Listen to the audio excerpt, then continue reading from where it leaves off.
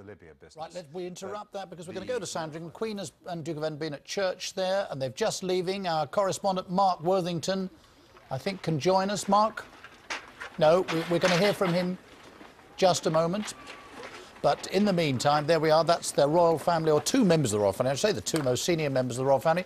Very important day because it's the eve of the anniversary tomorrow of the Queen's Diamond Jubilee, because it was exactly 60 years ago, on February the 6th, 1952, that she was on a visit to Kenya, that she learned that her father, King George VI, had died. And she, of course, been on the throne, immediately became Queen.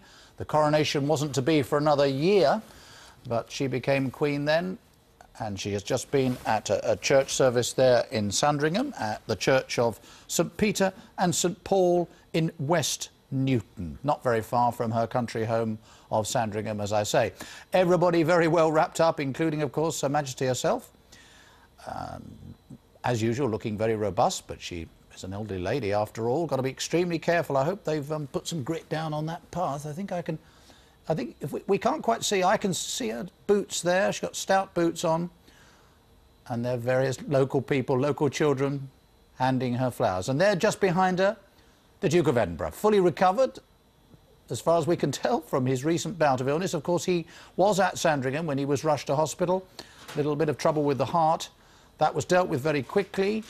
And Prince Philip was very soon back at Sandringham, taking part in shooting and so forth, all the things the royal family likes to do around Christmas time. There's Her Majesty again, coming forward to get flowers handed. Those people have been standing out there in the cold for a long time, very keen to see her. As I say, tomorrow, the 60th anniversary of her accession to the throne. Young woman on a visit abroad in Kenya when she learned of the death of her father, King George, flew back to Britain to be greeted by Winston Churchill, who was then the Prime Minister. How many Prime Ministers has she seen since? Well, I can tell you.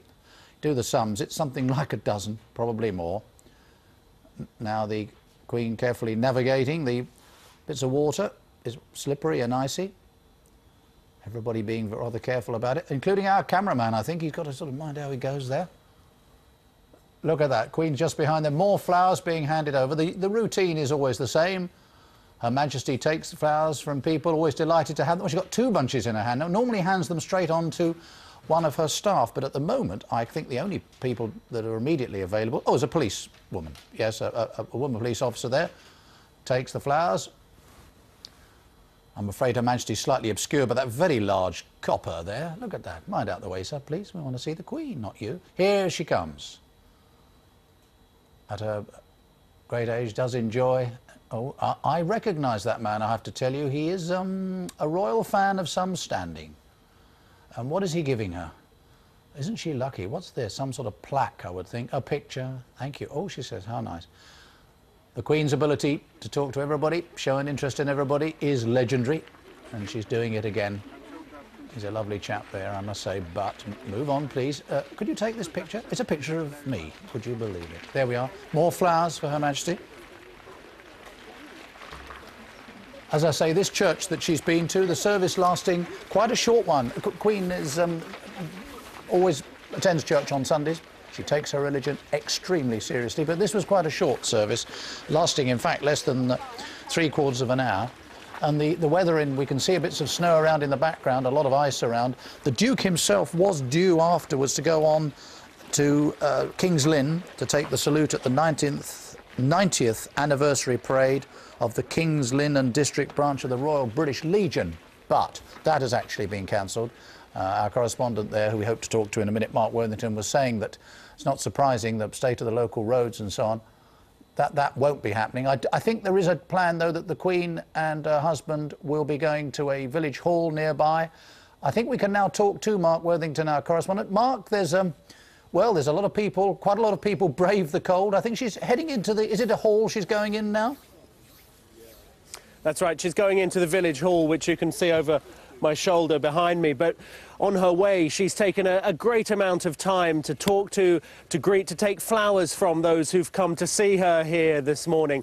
As she walked out of the church with Prince Philip, she came out to be greeted by a small group of children. As usual, she took flowers from them, and there was a burst of applause. Applause because the reason we're here, the reason many people are here, is that tomorrow marks the 60th anniversary of the Queen's accession to the throne. This, a special media event today to allow us to see the Queen on the eve of this important event, and clearly a huge amount of goodwill among those who've braved the snowy roads of Norfolk to be here this morning. There was only a small crowd when the Queen arrived to go into the church, and I then saw a number of families arriving, some running down the road. Clearly they'd been held up on their journey and they didn't want to miss the chance to see the Queen here this morning. And as she's been making her way along the crowd, she has been, as I say, taking a great deal of time to talk to those here. The palace clearly wanted this to be something of an event. That's why they highlighted it so much to the media. And the pictures that we're seeing are of the Queen engaging with those who have come here because they value what she is today and what she's given the country over the last 60 years.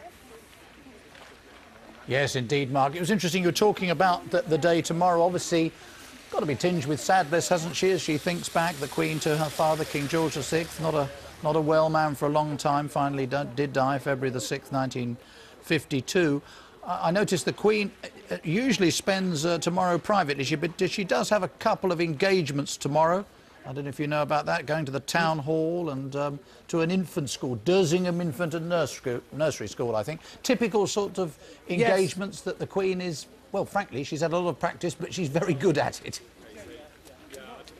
That's right. It is something of a break with tradition, although it is her accession day, and that is a day for celebration this year in the Diamond Jubilee year. It is, of course, the anniversary of the death of her father, a death that she wasn't in the country for. She was in Kenya at a remote hunting lodge, and it was there that she became Queen, already Queen, when she set foot back on British soil to be greeted by the Prime Minister, Winston Churchill. And those two events tomorrow are very local ones here to the area around Sandringham, the area where her father, George VI, passed away. She is going to the town hall in King's Lynn and then on, as you say, to an infant and nursery school.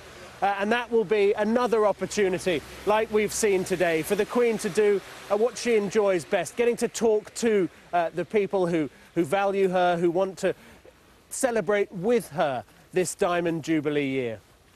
And you mentioned people celebrating with her. It's going to be a very packed year for Her Majesty, isn't it? Lots and lots of events planned. It is, and the fact that there are two tomorrow on a day in which she usually keeps herself to herself is perhaps a sign of what we're going to see over the coming weeks and months leading up to the celebrations in June. We know that Prince Philip, of course, has had his health difficulties. We know that he is going to be winding down slightly, perhaps not appearing with the Queen as frequently as he has done in the past. He's, of course, here this morning, but what we're going to see over the coming time is the Queen being extremely busy indeed, accompanied on a variety of different events by a variety of different members of the royal family. But I'm sure we can expect Prince Philip, as he is today, to be by her side to mark the most important occasions. And today, the eve of the 60th anniversary of her accession to the throne, is certainly one of those. Mark Worthington at Sandringham, many thanks. The Queen and the Duke of Edinburgh have been at church at Sandringham this morning, where they attended a service on the eve of the Queen's Diamond Jubilee anniversary. Tomorrow marks 60 years of the Queen's accession to the throne. Our correspondent Mark Worthington has been at Sandringham for us, and he's there now. Well, Mark, snowy and slippery there. Didn't deter the Queen and the Duke of Edinburgh, though? Absolutely not. They arrived here in four-wheel drive vehicles. Those are the only ones it was felt were safe enough to go about on the snowy Norfolk roads. But here they were nonetheless, walking up to the church behind me, walking along the road, greeting the well-wishers who'd turned out to give them flowers, to exchange a few words on the eve of the accession day. And the Queen left driving past my shoulder here with a big smile on her face. And perhaps the reason why was what happened when she emerged from a small private event in the local village hall. The instant the door opened, we heard 3 cheers coming up from the crowd. Hip, hip, hooray. And she was clearly very pleased to have such a heartwarming occasion, such an outpouring of goodwill on this, an extremely important eve, because, as you say, tomorrow does mark 60 years since her accession to the throne. There is, of course, a note of sadness there as well. It was 60 years ago tomorrow that her father, George VI, passed away here at Sandringham. And the Queen herself at the time, not even in the country, in a remote hunting lodge in Kenya, and it was there that she became Queen. But this year is the Diamond Jubilee year. It is about celebration. And clearly, from the look on her face as she drove past me a few moments ago, the Queen is enjoying the start of a very busy and hectic schedule of events to mark the occasion. Mark Worthington there in Sandringham, thanks very much.